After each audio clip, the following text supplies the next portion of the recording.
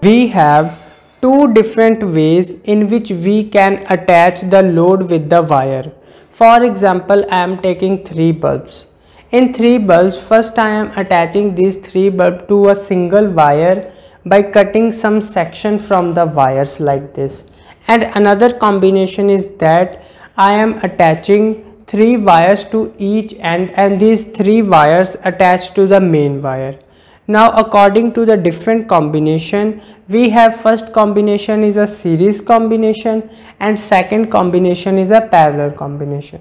Let's see the significance of the series combination and parallel combination. In series combination, the current value is same. Because the wire is same, then the current value is same. And in the parallel combination, the current value is different from different bulb.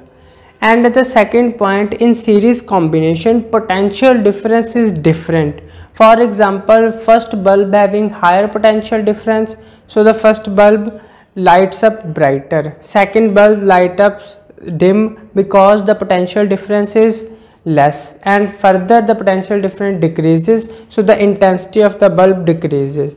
But in the parallel case, each and every bulb experience the same potential difference. Let's see the advantage and disadvantage of series and parallel. Here I am taking the disadvantage of series first. You have seen that each bulb is not glowing with equal intensity. It means first bulb experience higher potential difference and rest bulb experience lower potential difference. It means potential difference value is different.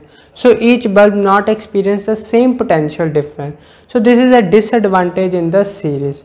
But this become the advantage in the parallel because each bulb is glowing with same intensity. It means each bulb experience same potential difference. Our second point is, for example, if any bulb in series and parallel get defected, then in series the whole circuit is break off. It means each and every bulb stop glowing. But in the parallel side, if one bulb is diffused, then each circuit or whole circuit not breaks off. Let's make the circuit diagram from this diagram. In the circuit diagram, we have a battery and a switch and 3 bulbs means 3 resistance, that is R1, R2 and R3.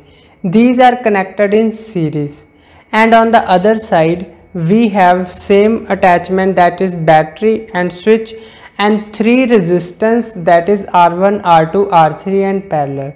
In this case, the series connection, the current is same. The current is moving from positive to negative terminal in both the case, and the value of current is same in the series circuit and value of current is different in the parallel circuit.